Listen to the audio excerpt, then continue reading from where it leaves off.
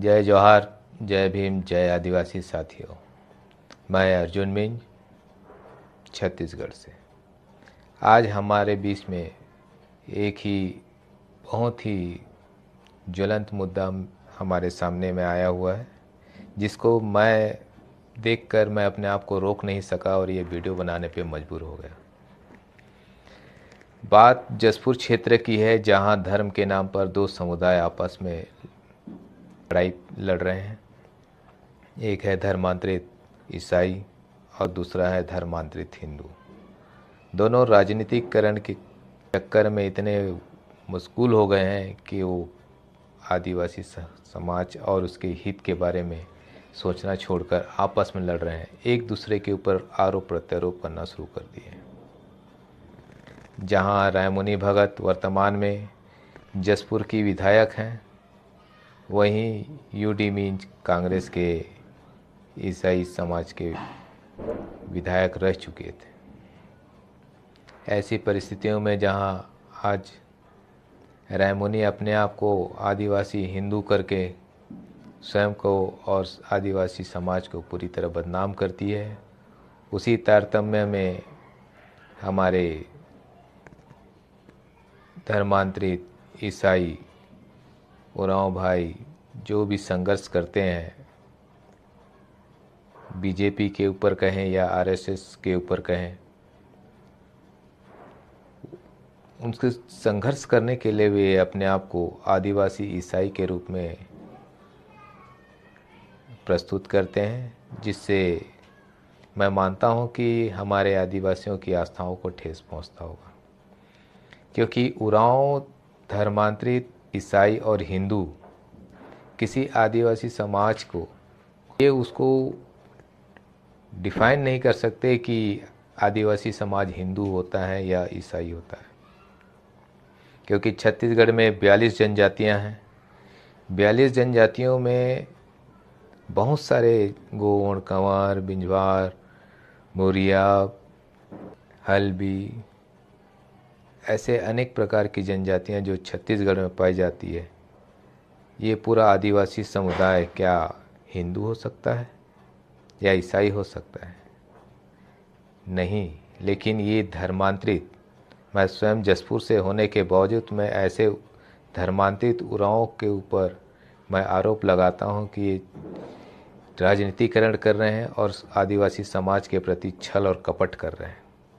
ऐसे जो भी संगठन आदिवासी समाज को हिंदू बोलकर या ईसाई बोलकर उसको बदनाम करते हैं, ऐसे संगठनों और ऐसे लोगों के ऊपर आदिवासी समाज की आस्थाओं को ठेस पहुंचाने के आरोप में उन पर एफआईआर दर्ज किया जाए। जिस तरह आज ईसाई समुदाय रायमुनि भगत के ऊपर ईसाई धर्म की आस्था पे ठेस पहुंचाने के नाम पर गिरफ्तार करने और विधायकी रद्द करने की मांग कर रहे हैं, उसी प्रकार हम आदिवासी समाज भी धर्मांतरित हिंदू और ईसाई, जो लोग आदिवासी समुदाय को ईसाई और हिंदू कहते हैं, ऐसे लोगों को के ऊपर एफआईआर दर्ज करवाने के लिए हम आदिवासी समाज मांग करते हैं कि वे हमारी आदिवासी समाज की आस्थाओं को इस प्रकार ठेस ना पहुंचाए। आप देखते ही आ रहे हैं कि जसपुर में रायमुनि भगत के नाम पे हजारों की संख्या में हमारे आदिवासी रैली निकाल रहे हैं। लेकिन वही आदिवासी जब भाजपा के लोग या किसी अन्य गैर आदिवासियों के द्वारा उस पर अत्याचार और शोषण किया जाता है, तो उन पर, उनके नाम पर या उनके विरोध में ना ही रैलियां निकाली जाती है, ना ही धरना प्रदर्शन किया जाता है। पता नहीं ये धर्मांतरित आदिवासी हिंदू और ईसाई स्वयं को कहने वाले लोग कहाँ छिप जाते हैं। बहुत ही समझ से परे हैं और ये आदिवासी समाज के लिए बहुत ही घातक है, जो केवल आपस में धर्म के नाम पे लड़ने के लिए उतारू हो जाते हैं। लोग सच ही कहते हैं कि भाई भाई का खून पीता है, भाई भाई को ही मारते हैं। और दूसरों के पैर छूते हैं। आज आदिवासी समाज बहुत ही विकृत स्थिति पे है, जहाँ वो धर्म के नाम पर बटा हुआ है और अपनी संस्कृति को खोता हुआ जा रहा है। जिस संस्कृति और जिस समाज के आधार पर उनको संवैधानिक सुरक्षा और संरक्षण प्रदान किया गया है, आज वही लोग उसी धर्म और उसी संस्कृति का धर्मांतरण कर रहे हैं। ऐसे लोगों को हम आदिवासी समाज खुल के ऐसे धर्मांतरित लोगों का, हिंदू हो चाहे ईसाई लोग हो, हम उनका विरोध करते हैं और आने वाले समय में हम मांग भी करते हैं कि ऐसे लोग जो आदिवासी समाज को बदनाम करते हैं उन पर एफआईआर दर्ज हो और उनको कड़ी से कड़ी सजा हो। धन्यवाद। जय जवाहर। धन्यवाद। तो अर्जुन मिन जी, आपसे मैं एक प्रश्न करना चाहूंगा। क्या रायमुनि भगत ने ईसाई धर्म को अपशब्द बोलकर, क्या उस अपशब्द में क्या सही था क्या गलत था, कुछ बताएंगे हम हमारे व्यूअर्स को? देखिए अभय सर, संविधान ने सभी को अधिकार दिया है किसी भी धर्म को मानने का, अपनाने का, ना कि किसी भी धर्म को अपशब्द कहने के लिए, गाली देने के लिए। ऐसा संविधान ने हमको अधिकार नहीं दिया है। अगर रायमुनि भगत ने ऐसा ईसाई धर्म के बारे में अगर इस टाइप का कुछ अपशब्द कहा है तो ये गलत है, मैं इसका विरोध करता हूं। लेकिन किस परिस्थिति में कहा गया, ये सबसे पहले जानने की जरूरत होगी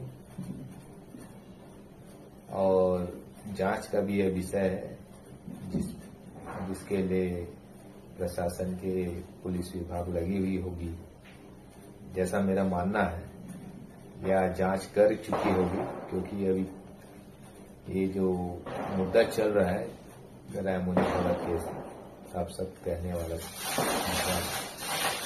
ये लगभग लग रहा है मुझे हफ्ता 15 दिन हो गए।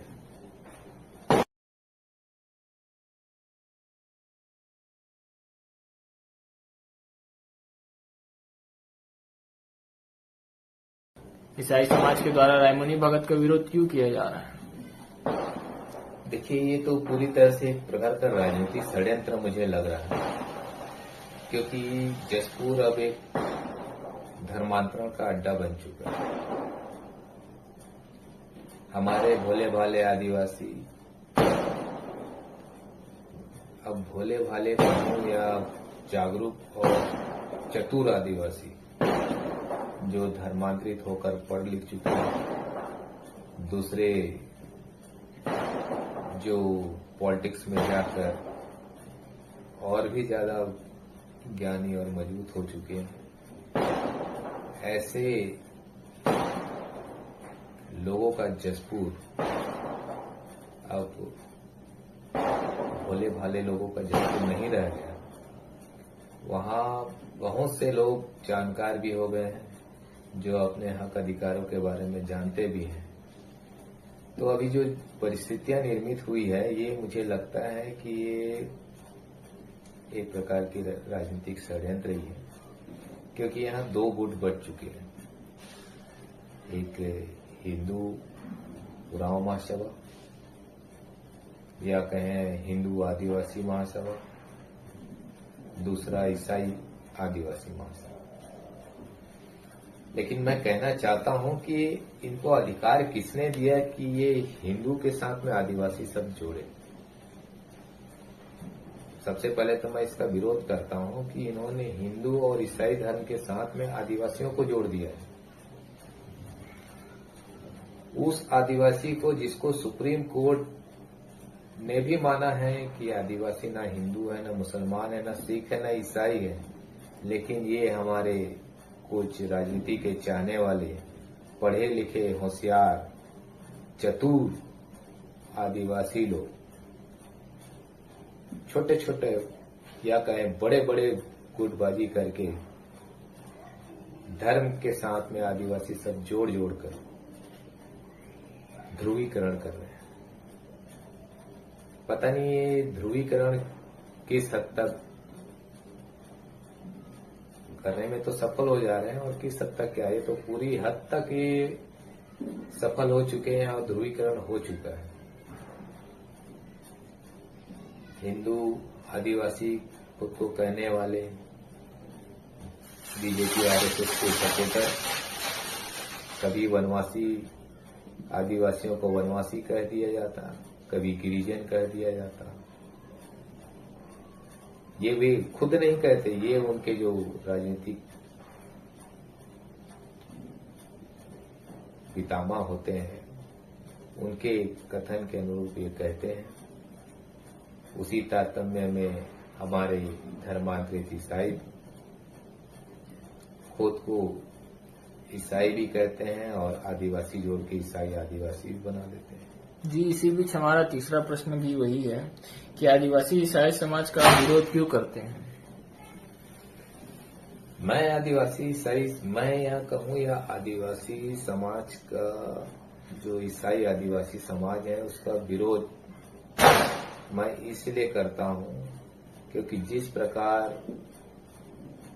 हिंदू आदिवासी महासभा बनाकर बीजेपी आरएसएस में अपना कद ऊंचा करने वाले जो चतुर आदिवासी हैं जिन्होंने समाज के लिए कुछ तो किया नहीं लेकिन दूसरी राजनीतिक पार्टियों को लाभ जरूर उन्होंने पहुंचाया, उसी पद चिन्हों पे चलती हुई आज ईसाई आदिवासी महासभा जो